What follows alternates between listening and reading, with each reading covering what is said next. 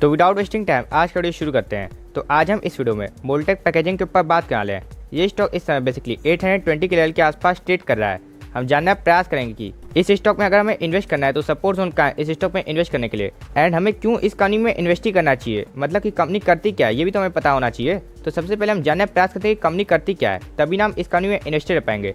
तो ये company basically different types of containers की मैन्युफैक्चरिंग करती है, अलग अलग फूड एंड पेंट कंपनीज के लिए। एंड देखिए, अगर हम इस कंपनी के क्लाइंट बेस की बात करें जिससे आपको पता चलेगा कि इस कंपनी की डिमांड कितनी है, तो देखिए इस कंपनी के client basically ITC, Asian paints, Berger paints, Hindustan Unilever, Pepsi, Britannia, Nestle, Amul, इतनी शानदार कंपनी इस कंपनी की क्लाइंट है, यानी कंपनी कुछ तो खास है। तो ठीक है, आपने ये तो समझ लिया कि कंपनी करती क्या है, लेकिन आपका मानना होगा कि कंटेनर के बिजनेस में क्या ही ग्रोथ आ सकती है। तो इसके लिए आपको इस कंपनी का मार्केट कैप जाना चाहिए। तो इस कंपनी का मार्केट कैप बेसिकली 2700 करोड़ का है, यानी कि इस कंपनी में काफी ग्रोथ आ सकती है। ठीक है, हम भी आपकी तरह मानते हैं कि कंटेनर का बिजनेस 10 लाख करोड़ तक नहीं जा सकता, लेकिन अगर ये बिजनेस 1 लाख करोड़ तक भी चला गया तो हमारी काफी शानदार वेल्थ क्रिएट हो जाएगी। एंड वैसा जा भी सकता है, क्योंकि देखिए इस कंपनी के जो क्लाइंट्स हैं वो काफी शानदार कंपनीज हैं जिनका ग्रो होना काफी हद तक तय है लॉन्ग टर्म में।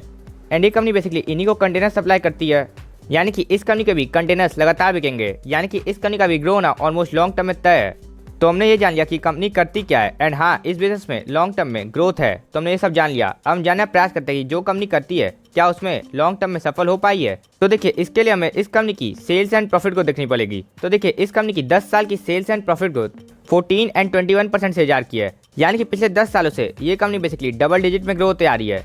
तो आप पैसा भी डबल डिजिट में ग्रो होना चाहिए, एंड ऐसा ही हुआ है, क्योंकि अगर आप इस कंपनी का 10 साल का स्टॉक प्राइस शेयर देखेंगे तो सिंपली है 42% का, यानी कि इस कंपनी ने 10 साल से लगातार अपने इन्वेस्टर्स को हर साल ऑलमोस्ट 42% के रिटर्न दिए हैं। आप सरल भाषा में ऐसे समझ सकते हैं, जो काफी अनबिलीवेबल रिटर्न होते हैं किसी कंपनी के लिए। तो अभी तक हमने ये समझ लिया कि इस कंपनी में हमें इन्वेस्ट क्यों करना है, एंड पास्ट में क्या ग्रोथ अच्छी आई है, एंड क्या लॉन्ग टर्म में ग्रोथ अच्छी आ सकती है। तो ये सब हमें क्लियर है। तो हम जानने का प्रयास करते हैं कि इस स्टॉक का सपोर्ट जोन कहाँ है जहाँ पे हमें इस कंपनी में इन्वेस्ट करना चाहिए। तो देखिए, आप में से काफी लोगों का सवाल होगा कि इस कंपनी में इतनी गिरावट क्यों आ रही है। तो देखिए, उसके पीछे मेन कारण है वैल्यूएशंस। इस कंपनी की वैल्यूएशंस पिछले कुछ समय काफी हाई चली गई हैं, क्योंकि इस समय इस स्टॉक का P37 के आसपास चला गया है, जिसको हम उतना यहाँ तो नहीं मानते हैं, लेकिन बाजार इस कंपनी को कम वैल्यूएशन देकर ही चलता है। क्योंकि अगर आप इस कंपनी का 5 साल का मीडियम P देखेंगे तो 30 के आसपास है, एंड जिसके ऊपर ये स्टॉक अभी भी ट्रेड कर रहा है इतनी गिरावट के बाद, यानी कि यहाँ पे गिरावट की पॉसिबिलिटी और है। तो आप ये भी समझ गए होंगे कि इस स्टॉक में गिरावट के पीछे क्या कारण है, क्योंकि बाजार इस कंपनी को जो वैल्यूएशन देता है उससे ज्यादा वैल्यूएशन इस स्टॉक को थोड़े बीते समय में मिल गई थी ग्रीड के माहौल के कारण। तो अब जाने प्रयास करते हैं कि सपोर्ट जोन कहाँ है जहाँ पे हमें इन्वेस्ट करना है। तो देखिए, इस स्टॉक का एक अच्छा सपोर्ट जोन 850 के आसपास था। ऐसा क्यों, आप यहाँ पे देखना प्रयास कीजिए कि यहीं पे इस स्टॉक ने 2 बार रेजिस्टेंस लिया था। तो अब यही लेवल इस स्टॉक का एक सपोर्ट जोन बना चाहिए था, एंड देखिए वही हुआ। यहाँ पे देखिए, अगर हम जूम करें तो देखिए यहाँ पे यही लेवल के आसपास सपोर्ट लेके फिर थोड़ा ऊपर गया था, लेकिन फिर से इस सपोर्ट के पास आया, एंड आज उस सपोर्ट को ब्रेक करके नीचे चला गया है, यानी कि अब ये 850 का सपोर्ट टूट गया है। तो अब ये स्टॉक काफी और नीचे आ सकता है, एंड कहाँ तक आ सकता है। तो देखिए, ये स्टॉक सिंपली 750 तक आ सकता है। अब ऐसा क्यों, आप यहाँ पे देखने का प्रयास कीजिए। तो देखिए, यही लेवल इस स्टॉक का कितनी बार रेजिस्टेंस बन चुका है। देखिए यहाँ पे रेजिस्टेंस बना था, फिर जब इस लेवल को तोड़ के ऊपर चला गया तो देखिए यहाँ पे एक बार सपोर्ट भी लिया था, फिर यहाँ पे देखिए कितनी बार रेजिस्टेंस लिया, फिर यहाँ पे देखिए कितनी बार रेजिस्टेंस लिया, यानी कि आप देख रहे हैं कि ये स्टॉक का रेजिस्टेंस था। अब जो रेजिस्टेंस होता है वही अगला सपोर्ट जोन बनता है, एंड देखिए वैसा ही हुआ। यहाँ पे इस स्टॉक ने कितनी बार सपोर्ट लिया, यानी कि अब जब 850 का सपोर्ट टूट गया है तो फिर ये स्टॉक सिंपली 750 तक आ सकता है। तो मान लीजिए, अगर आपको इस स्टॉक में फ्रेश इन्वेस्टमेंट करनी है तो आप 750 के लेवल का ध्यान रखिए, एंड मान लीजिए एवरेजिंग भी करनी है तब भी आप 750 के लेवल का ध्यान रखिए। एंड मान लीजिए आप थोड़े नीचे के प्राइस पे पहले ही ले चुके हैं, एंड आप चाहते हैं कि थोड़ा स्टॉक और गिरे तो हम इस स्टॉक को लें। तो देखिए 650 का भी लेवल इस स्टॉक के लिए काफी अच्छा सपोर्ट जोन है। ऐसा क्यों, आप यहाँ पे देखने का प्रयास कीजिए। तो देखिए, यहाँ पे इस स्टॉक ने कितनी बार सपोर्ट लिया, यहाँ पे, यहाँ पे, यहाँ पे, फिर देखिए यहाँ पे, यानी कि 650 का लेवल इस स्टॉक के लिए काफी शानदार सपोर्ट जोन है। तो देखिए, अगर आपके इस स्टॉक में कोई भी इन्वेस्टमेंट नहीं है तो आप 750 एंड 650 इन 2 लेवल पे ध्यान रखिएगा। एंड देखिए, 850 के आसपास इस स्टॉक में आपको इन्वेस्टमेंट नहीं करनी है। ऐसा क्यों, क्योंकि हमने आपको बता दिया कि वैल्यूएशंस इस कंपनी की इस समय काफी हाई हैं इसकी पास्ट वैल्यूएशंस के मुकाबले, यानी कि शॉर्ट टर्म में इस स्टॉक में थोड़ी और गिरावट की पॉसिबिलिटी है।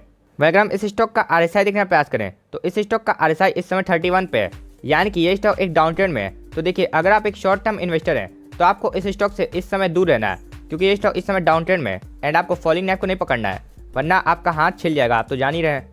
वहीं देखिए, अगर आप एक लॉन्ग टर्म इन्वेस्टर हैं तो यहाँ पे आपके लिए एक अच्छी अपॉर्चुनिटी है, क्योंकि ये स्टॉक इस समय काफी तेजी से गिरेगा, क्योंकि ये स्टॉक इस समय डाउन ट्रेंड में है, एंड आपको हर प्राइस पे इस स्टॉक को खरीदने का मौका मिलेगा।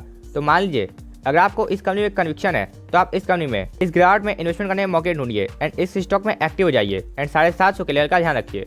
एंड देखिए इस कंपनी में केवल उन्हीं लोग को इन्वेस्ट करना है जिनको थोड़ा रिस्क ज़्यादा लेना है, क्योंकि इस कंपनी का मार्केट क्या है हमने आपको बताया काफ़ी कम है, यानी कि इस कंपनी में अप्स एंड डाउन काफ़ी ज़्यादा रहेंगे। तो अगर आपका BP in ups and down से प्रभावित होता है तो आपको इस कंपनी में इन्वेस्ट नहीं करना है। लेकिन अगर आप एक ऐसे इन्वेस्टर हैं जो स्टॉक लेने के बाद देखते ही नहीं है तो आप इस कंपनी में इन्वेस्ट करके जरूर चल सकते हैं।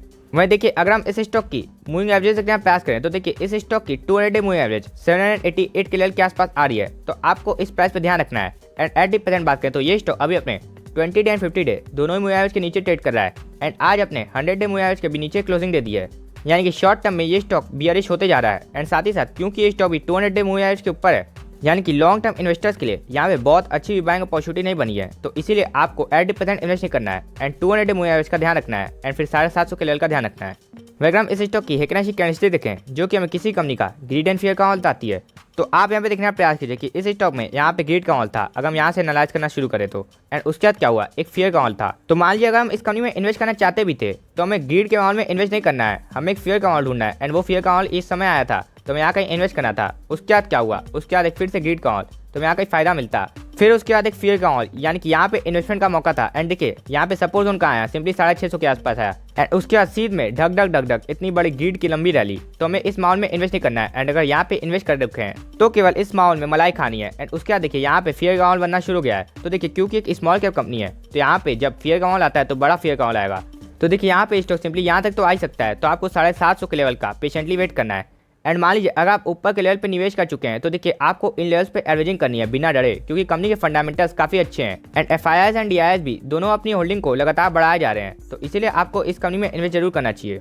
एंड अगर हम इस कंपनी में इन्वेस्ट करते हैं तो हमें इस कंपनी की अपने पोर्टफोलियो में मैक्सिमम एलोकेशन 4% से ज़्यादा की नहीं देनी है, क्योंकि काफ़ी छोटी कंपनी है। एंड अगर अपना पोर्टफोलियो रिव्यू करना चाहते हैं तो आप डिस्क्रिप्शन एंड कमेंट में दी गई जीमेल आईडी पे हमें अपना पोर्टफोलियो भेज सकते हैं। हाँ, आपका पोर्टफोलियो फ्री ऑफ कॉस्ट इसी चैनल पे रिव्यू कर देंगे। तब तक के लिए हंसते रहिए। This is Vedant signing of.